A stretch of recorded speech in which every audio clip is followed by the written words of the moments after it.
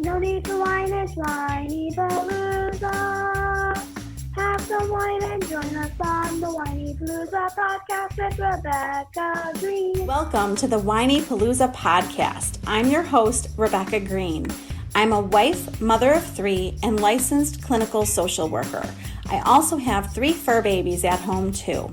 My passion has always been to help children and their families. I always dreamed of being a wife and a mother. Parents are always learning through their struggles, failures, and successes and joys. I am no stranger to this wild ride of parenting, and I know behind every great parent lies a team of supportive friends and family. I want to be part of your support system. I want you to know that you are not alone. We are in this parenting world together. Join me every week for insightful discussions with experts on parenting and marriage, as well as other parents who have found the secret to successes in parenthood. You'll learn tips and tricks to make life with your family better than ever. I hope you will follow along with me while we dive into what it takes to achieve a happy family. Hello, this is Rebecca Greene for the Whinypaluza podcast, and I am so excited to have our guest, Erica Lasan, with us today. Erica, thank you so much for being here with me today. Thank you so much for having me, Rebecca. It is my absolute joy to be here. I can't wait to get into this conversation. You already know I'm so excited to talk to you, and I want to tell everyone a little bit about you. Erica is your personal joy jockey. Like, how amazing does that sound? Life's transitional phases can be outright weird, which we all know. Leaving high school, graduating college to enter the workforce, shifting into parenthood, easing into retirement. With each of these moments, there's a question of what's next. The simple answer is whatever you want. My mission is to Erica's mission, not mine. Erica's mission is to transform the world through radical joy, creating a world where everyone is able to access joy through purpose, open conversation, and healing experiences. The hope is that this will create true healing and real change for this generation and generations to come. What moves me? There's no such thing as a coincidence. Just reading this makes me so excited. I love the work that you're doing. I love the word joy. And before we jump into this, I want you to know that my cat's name is Joy. Stop it. I swear to God, I should have, she's wandering around. I should have brought a picture to show you. I have Faith and Joy, my cats. And I swear to God, my cat my cat that's deceased was Hope. And I really feel like naming them, I'm naming them words that I want to say all day to like put it into my subconscious. Like, I've never heard anybody name their cats my things. Like, I say them like they're only mine, but they're not. But that is amazing. And such a wonderful way to, like, I want to say, engage the words in your life on a regular basis so that you're like just putting them into your atmosphere, because words are such a powerful manifesting tool, and everybody has access to it, but not everyone recognizes the power of using your words intentionally. So I love that. What a hack. Well, and I will jump into my questions for you, but I want to tell you that Hope came into my life at a time where I was losing hope. I was in a really bad relationship, and I knew that I needed to name her Hope, and I knew that it was going to help me keep hope, like keep the hope in my life. And it really worked. It really, really worked. She was an angel in my life, and I miss her every day. And so I'm totally digressing. So let's. Oh my God. No, but that's so beautiful. Thank you for sharing that, because I think every bit of everybody's story matters. Like, I get so inspired, like, hearing things like this, because you just never know how what you're saying that you think is just like I don't know, an alley-oop of a part of a conversation, or like a toss away, how that could actually impact somebody's life, where it's like exactly what they were needing at the moment that you said it, but they didn't even know that they need it sometimes, you know? You're so right. And when I saw that, like, joy is your word, I knew I needed to talk to you. I was like, hook me up with this lady today. So, Praise God. I'm so excited. so start with telling us, what does a joy strategist do? Because I don't know at all. Ooh, okay. I want to hear. All right. So as a joy strategist, I'm also a creative consultant because I do a whole lot of things. I'm a multi-passionate creative. But what I do is that I help women and entrepreneurs who are overwhelmed, overworked, and simply over it develop creative solutions and systems to find more joy, purpose, and healing in what's next. And my goal here is really to help women rediscover, reconnect, and recommit to their purpose and identity and joy, because I believe that the moment you are clear on who you are, not based on what everyone else tells you you should be or how you should be or what you should be doing, but you're actually able to connect with the joy inside you, that is what puts you on path for your purpose, because life should be engaged with in with play, you know. And while we're here, we're really meant to be enjoying the lives that we have. Our lives were initially meant to be fulfilling, but society, culture, tradition, the times have really led people astray from what their main mission in life should be, which is to live joyfully while also living purposefully in service to others, but understanding that your service to others really then fuels your joy. So it becomes a really beautiful cycle of like giving, but also receiving. I'm wrapping my mind around everything you're saying. I am trying to instill in my children, I have 3, that I want them to be true to themselves and find a career that makes them feel like they're playing every day. Yeah. That's what I want for them. Yes. So tell us how you got into this area of work. How did this happen? Oh my gosh, it's such a story and it's been such a journey, but it started off, well, okay, so I work with women in transitional phases, and you've named some of the stages that I work with, and it's because I personally encountered those transitions myself, and I found that they were really hard times for me. Like coming out of college was hard because I thought that, oh, you know, I've done all the things, I'm set, I'm ready to go, I'm gonna find this job of my dreams and marry the man of my dreams and make a crud ton of money and everything's going to be good because I've been a good girl and I've done all this stuff. And then I graduated in 2009 at the top of the recession and no one was hiring. And the depression, like it, and I didn't even recognize it as like depression. And it wasn't like the worst case. It was probably a mild case in the grand scheme of things because I was able to get through things. But like I did not feel good. I found myself crying a lot. I found myself feeling very uninspired. And at one point, I was still working at a marketing agency that I had as an internship while I was in college, but they weren't fully utilizing me. So I felt very unfulfilled, just generally unfulfilled. Like, what was the point of going to school if this is what it was going to be like anyway? And I remember calling my boyfriend, who's now my husband, and this is part of the reason why, because he showed his cards early. Like I would call him every day on my lunch break at crying. And at one point, I don't know if he was just tired of me like calling him every day crying. At one point, he asked this simple question, and it like kind of like was like an aha moment for me, where he was like, "All right, Erica, well, what do you want to do? What do you want to do? What do you want to do?" And it was like, well, I mean, I want to do all the things. I want to do everything. He was like, all right, well, pick one and then start doing it. And it was like, at that moment, I got so much clarity around like, oh yeah, like, well, at this point, I'm young. The things that I think that I have to do, like get a job at an office, I don't necessarily have to do any of that stuff. I can afford to do the stuff that I want to do now because I am young. And if everything else fails, I can always just go back to looking for a corporate job later.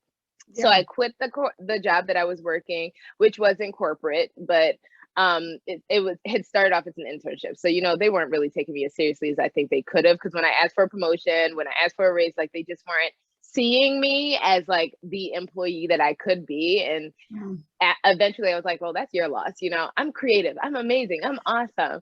And so I like left and I went back into retail, like a college degree. I told my parents this and they were like, what are you doing? But it was in that space and in that frame of time that I found so much freedom, and I really connected to who I was again.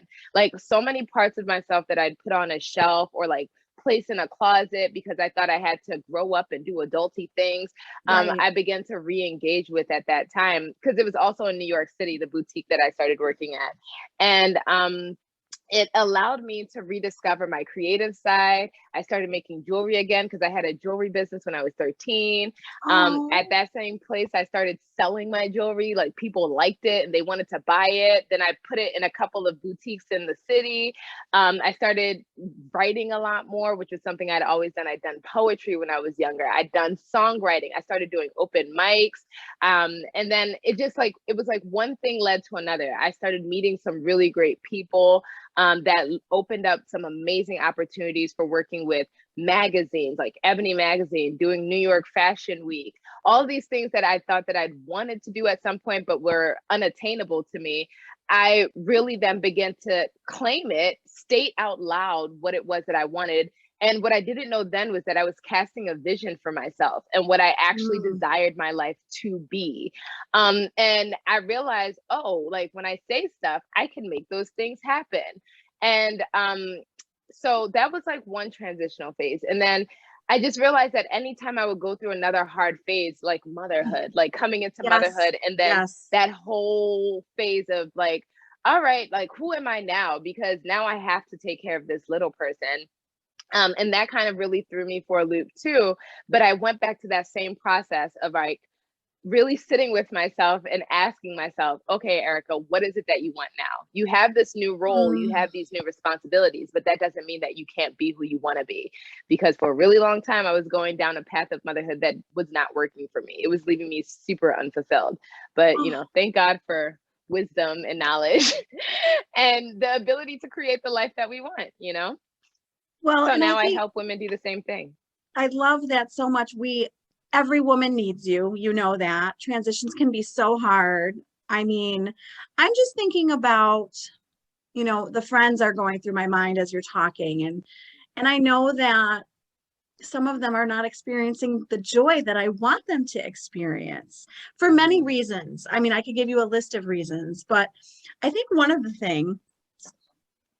things is that they're not prioritizing it. They think that they don't have time for joy, which you have talked about.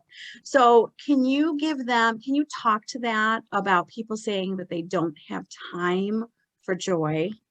Oh my gosh, I love this question because it's like one of the top questions I get. Like, how do I begin to, you start with where you are. And I always say that you should start with one feel good thing at a time, because the moment you begin to engage with joy at any point in your day, you feel so good that you want to do it. You want to make time for it more all the time. And so then it becomes a habit. One of the things that I think, one of the common misconceptions that I think is aligned with my work is that joy is something that comes easy.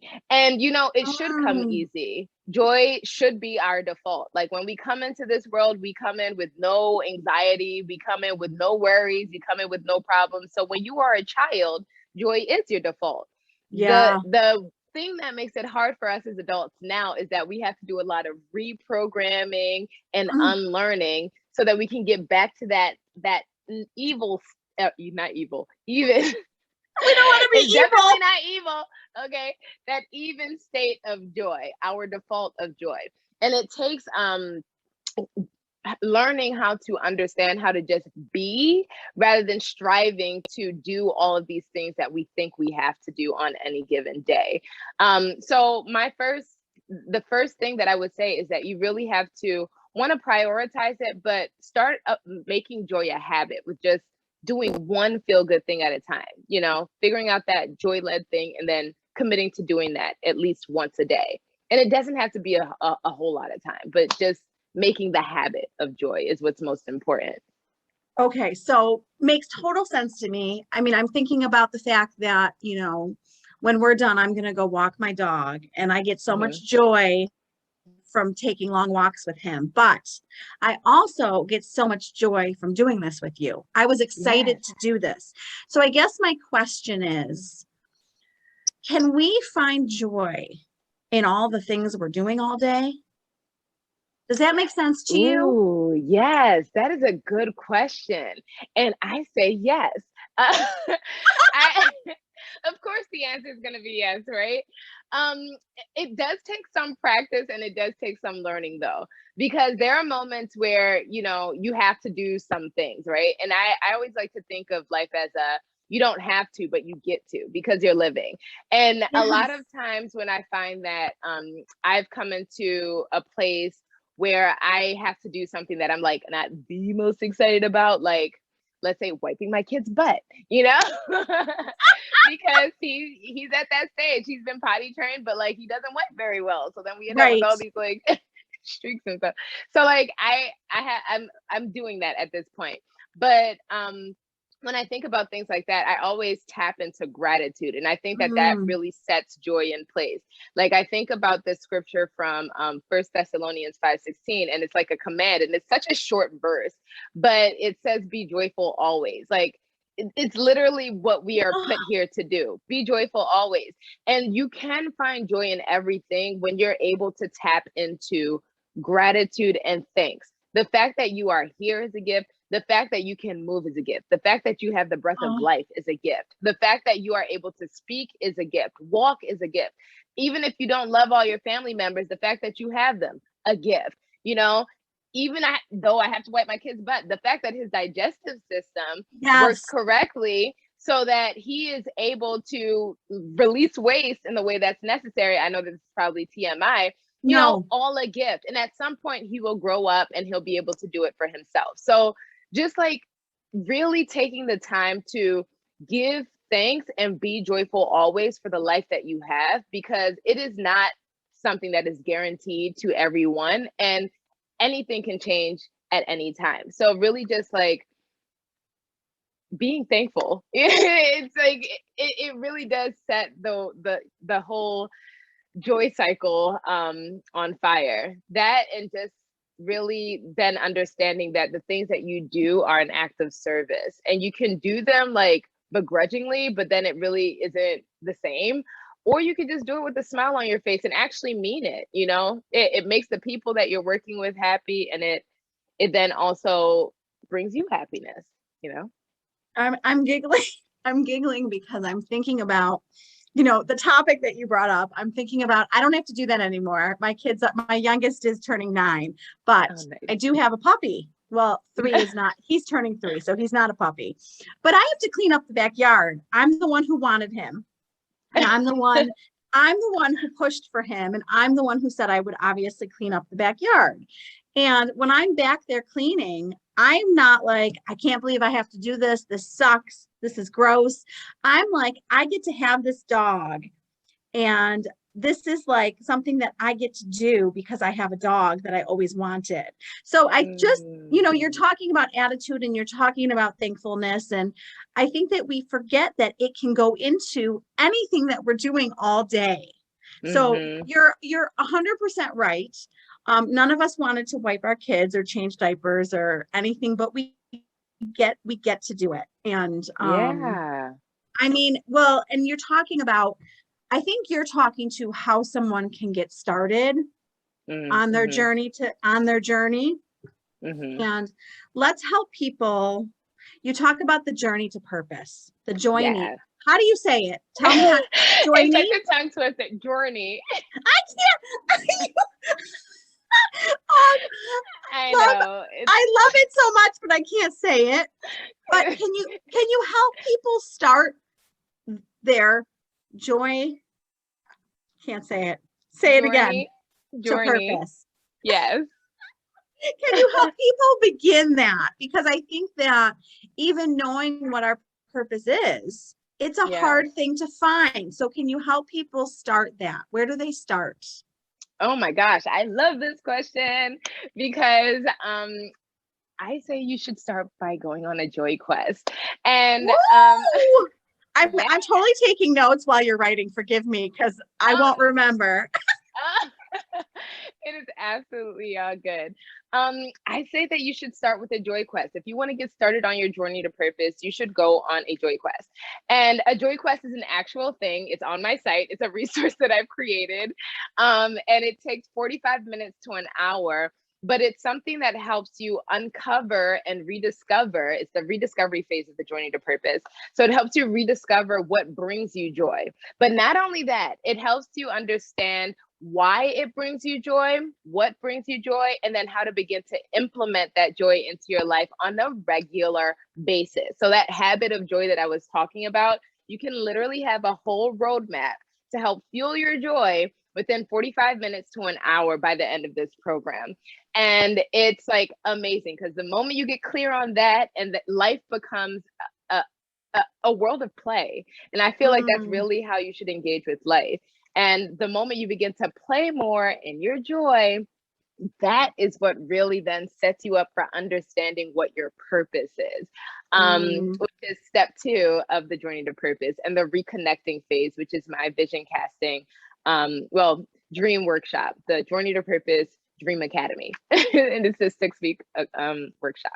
Oh my gosh. Well, talk about this, because you have so many tools and resources. Tell everyone what tools and resources you have and what you suggest that people go do.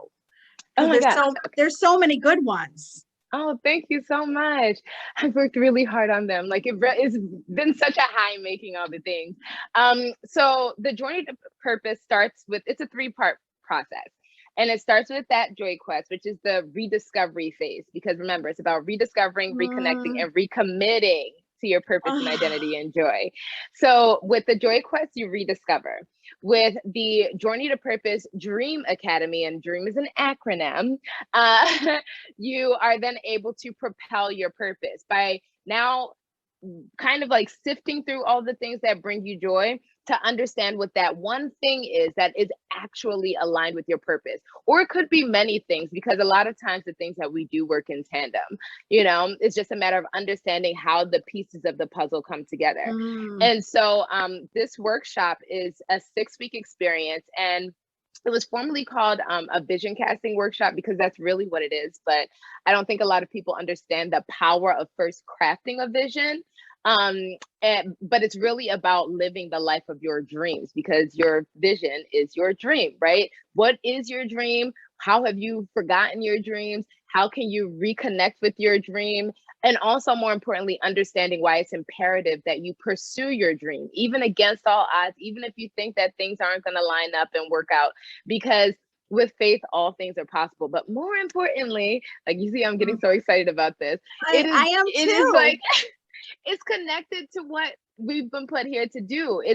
It's our God-given gift and right to live a life of purpose.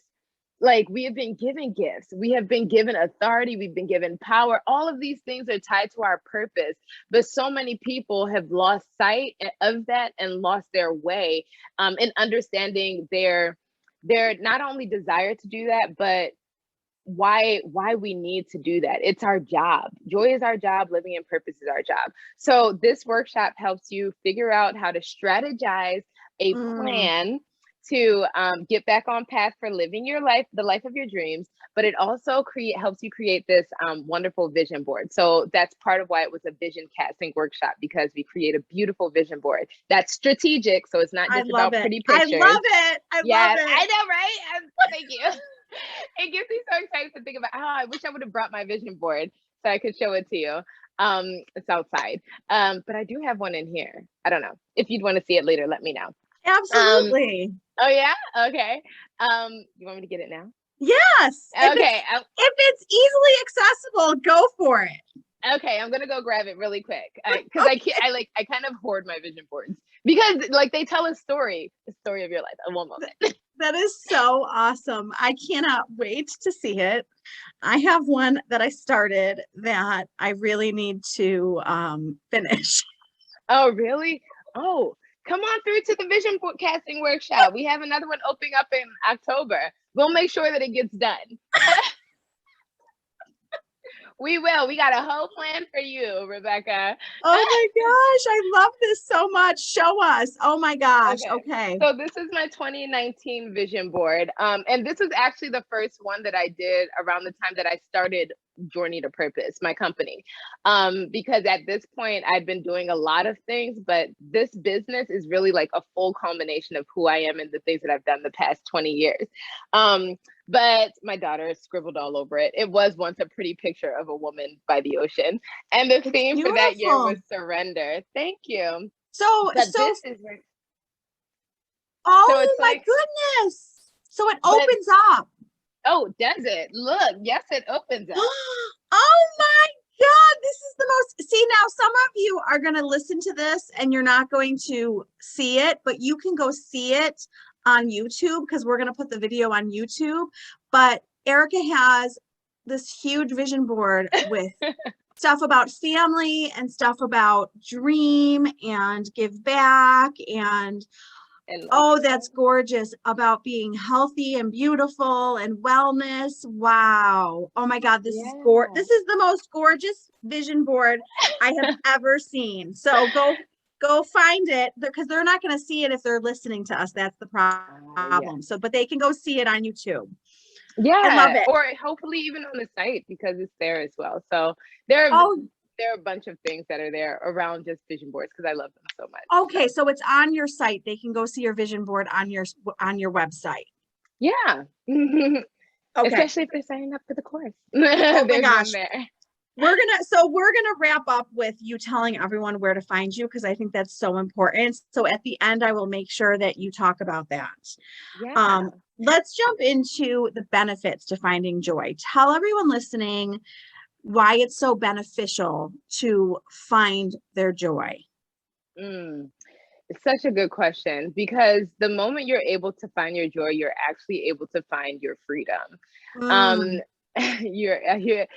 Life becomes this amazing substance-free high. So a lot of people I think are trying to numb themselves to things or drown themselves in like not really having to feel, or just trying to escape, because that's something else that I know at one point in my journey, that's what I was doing. I was engaging in some things that I probably typically wouldn't on a more frequent basis, just because I was like over it. Like I wanted to not have to deal with anything. I just figured if I just sit here and do this stuff, I'll feel better because like I really won't have to feel anything. I'm just here, And what I found was that at that point, I had to get really honest with myself and really clear about myself about, well, why are you doing this? Like, and is this actually even giving you the feeling that you want?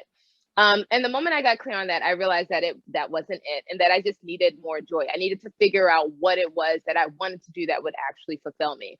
But the best part about going on this journey and really like anchoring myself in my joy was that I found that when I felt good, it made other people feel good. So it wasn't that the things that I was doing before, because I thought that taking care of myself, like engaging in self-care or prioritizing my purpose and like finding a job that I wanted versus one that I felt I had to have simply because I wanted to make money so that I could support my family, but my happiness actually mattered. And it also then affected how I treated the other people in my life. So at one point when I was doing all the things where I wasn't engaging in my joy and I was being a good wife, a good mom, doing all the things I thought I had to do, I was like miserably, like I wasn't miserable, but I wasn't as happy as I could have been internally. But then I would also take that out on my husband, like I would act not as nicely to him as I know I could have, or I wasn't engaging with my children with as much patience and love. I was very short in terms of like temper, and like I felt drained all the time, even though I was doing all the stuff. And you would think that, everything is in order, you should feel good, but I didn't. Like I felt tired a lot of the time. I felt just not like the best version of myself. But the moment I let all that stuff go and stopped trying to be perfect for everyone else, but I focused on being perfect for me in my joy and living in alignment with God's calling over my life, it was like everything changed. The dynamics in our home changed. My relationship with my husband got a lot sexier, like time with my Yes. kids became a lot more present. Yeah. I brought them into the work that I was doing. And so it created this really wonderful bond and relationship where not only do my children get to know all of who I am, they also get to experience the work that I'm doing and like the way in which it's helping other people. So I'm not putting any parts of myself on a shelf the way that I had to before. Yeah. And it's just been such a freeing feeling, like even engaging in conversation with my siblings, now it's created an opportunity for us to work together. So the things that bring me joy, like inspiring people or motivating them to pursue their joy, I get to do anywhere at any time and with everyone. So it's like I get to be the person that I've always been meant to be unapologetically. And that's what finding your joy allows you to do. Once you have clarity on what it is and once you make it a habit, but then when you're also clear on how it aligns with your purpose, you create the most fulfilling life for yourself and everyone else. Oh, you got me all emotional over here. I'm like fighting the tears for some reason. Oh my I gosh. was on route to school today. I drive my kids to school, and my daughter said, "You're such a good mom." And it was like, those aha moments that you talk about. It was this switch in my head that went off where I was like, all I ever wanted since I was tiny was to have children. So we talk Mm, about what our purpose is. What are we called to do? I can't even explain to you. All I ever wanted was children. I mean, it's all I mm, ever dreamed of, a wonderful husband and children. And here I was I'm living it. I'm living what I have dreamed of and what brings me joy. And we lose sight of it in the chaos. We can let the mm, chaos ruin it. And my daughter mm. just saying that simple comment, I said to her, you know how you dream of being on Broadway? Like all she wants, since she was tiny, she has talked about being on Broadway. I said, it's all you've ever talked about. It's all you dream of. It's what brings you the most joy. I'm like, all I ever dreamed of was being a mom. And Mm. I was like, oh, like it was just such a moment in the car where I was like, I am getting to do what I've always dreamed of and Mm. stop letting your joy in it be ruined with your perspective on what you're doing every Yes. Oh my gosh, Rebecca, can I tell you? day. Because, all right, the same way your vision or your dream was always to be a mom, I'm not gonna lie, mine was just to be a spouse. Like I didn't, I didn't know. Like I don't know that I didn't not want children at one point, really early in my teens, or maybe in my mid to early teens. I thought that maybe I wouldn't want children, but I feel like it was more of a like a naivete. Like I was naive, right? I don't think that I could see myself being with someone long enough or with someone that I like enough to want to have children. But then I met my Yeah, husband yeah, and like I was like, "Oh, I could do this with you." yeah, But it wasn't yeah. something that I'd really aspired to.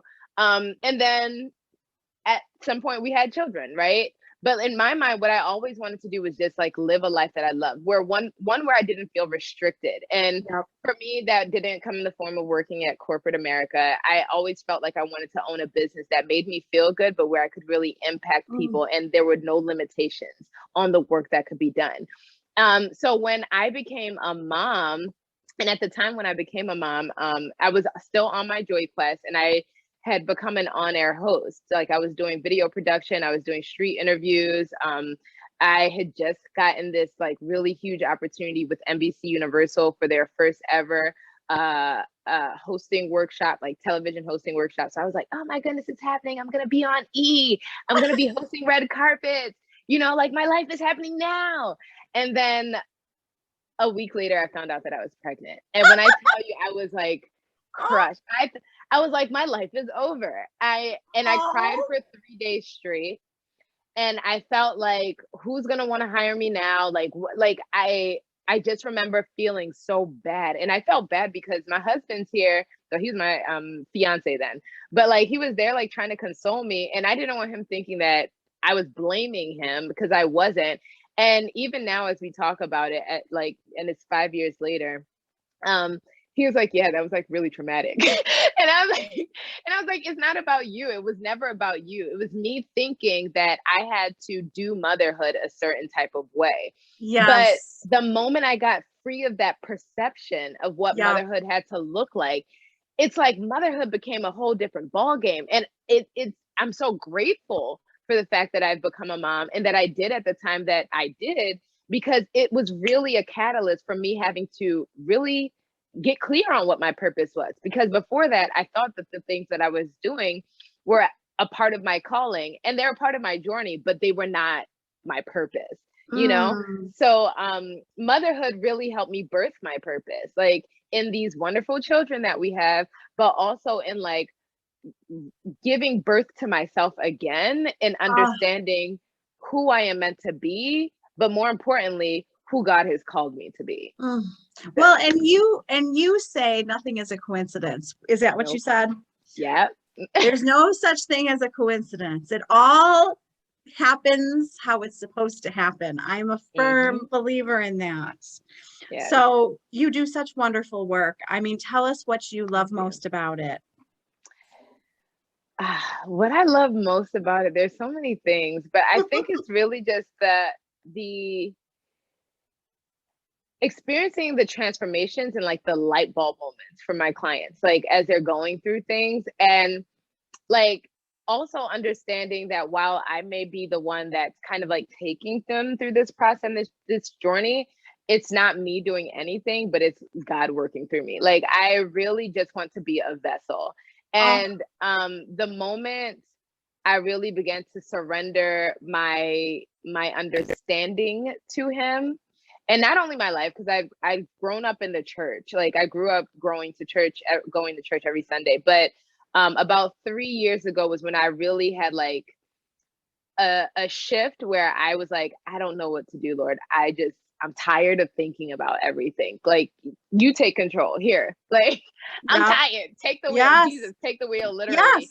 And it really just like then transformed my faith journey to the point where it was no longer about religion and trying to adhere to all of these like rules and laws and regulations and trying to be like a good Christian, but really then opening me up to having a relationship with God that allowed me to understand that I don't have to do anything but show up as the person he's called me to be. So then it really then does allow you to relax in the freedom and the goodness of his presence, and understanding that everything that you do when you're seeking to please him, and not in like a self-righteous way, it gives him the glory. Everything comes back to giving him the glory. So these transformations that people are experiencing is they're like, thank you. I'm like, no, thank you for one, showing up to do the work, but more importantly, like, thank God for putting you in my path and me in your path, so that we're connected and that we're able to do this work, so that you're not only feeling better, but you have the potential to change the world. Like by changing your mindset, your perspective on things.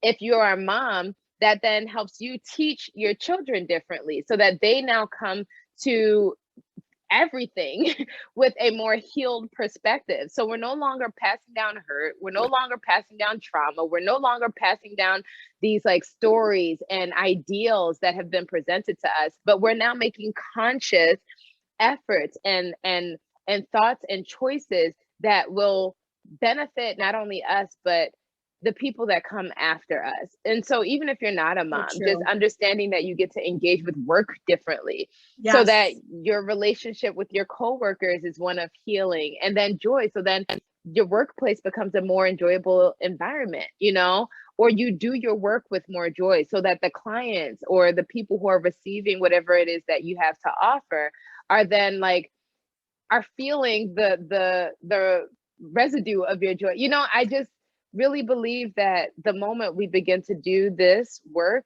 internally, it then creates this wonderful ripple effect. And I really believe that it's going to transform the world. And I know I say that and it sounds like such a big thing, but I believe that if you're able to change one mind, you're really able to transform the world and the way that people engage with it for generations to come. So to answer your question, I know that this is a really long answer and I'm sorry, but it's just seeing the transformation and seeing the changes that are happening, but also knowing that it's not as a result of me doing anything, but just being willing to receive the very joy that God has had in mind for me this entire time.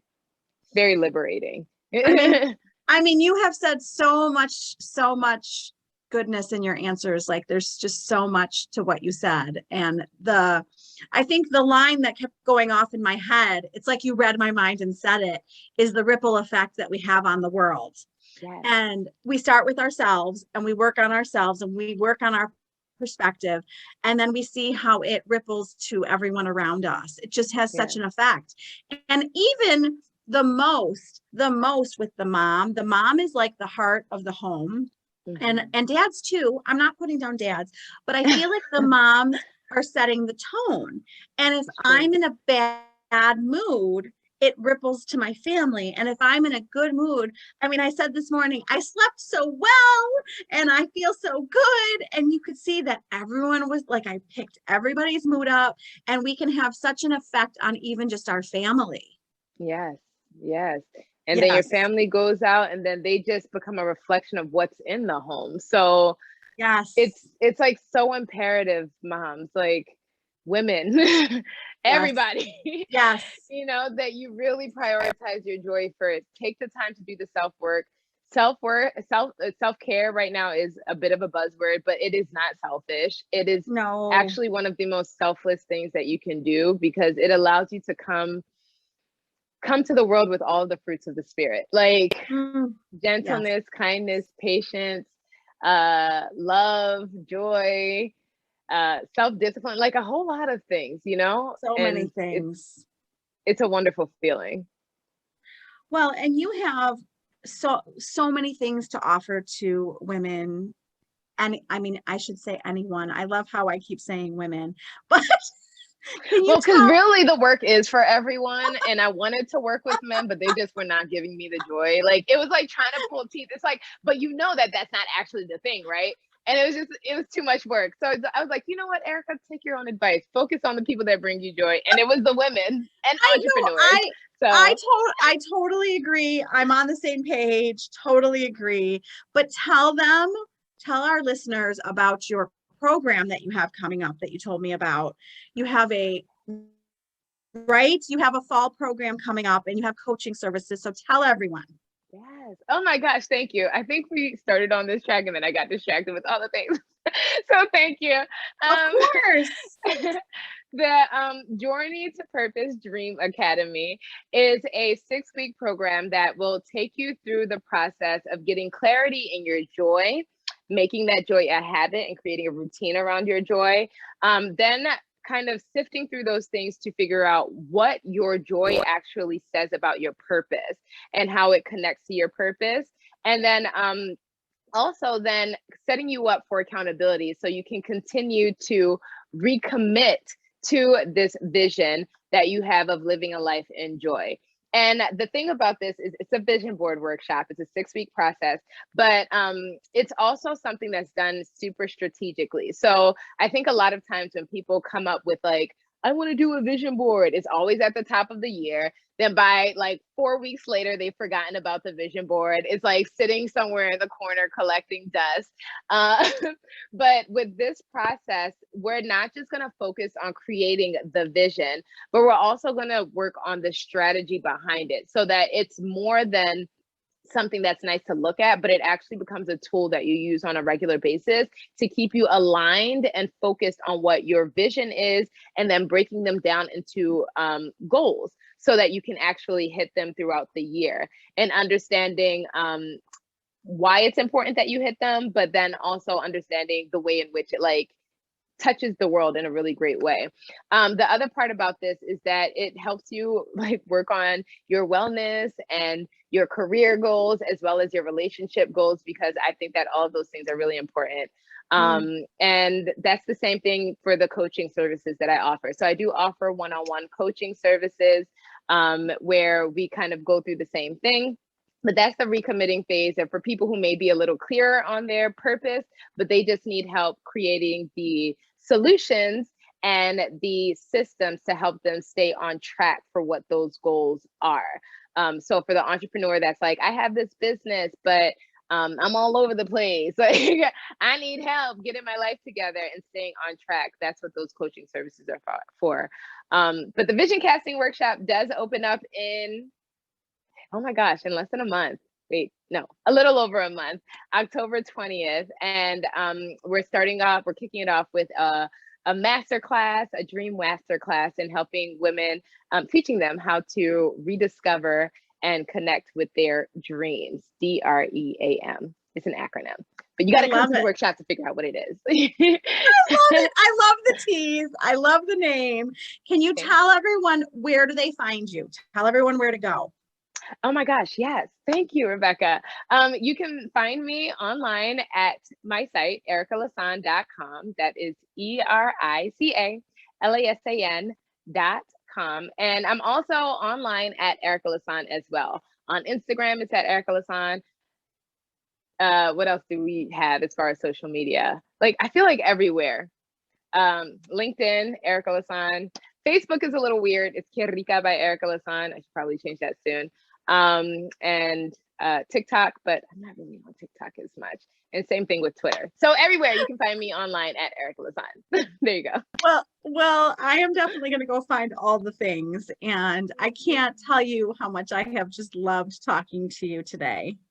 Thank you so much, Rebecca. I feel the exact same way. This is such a wonderful conversation. And thank you again for allowing me to share this space with you and rant about joy. I love joy.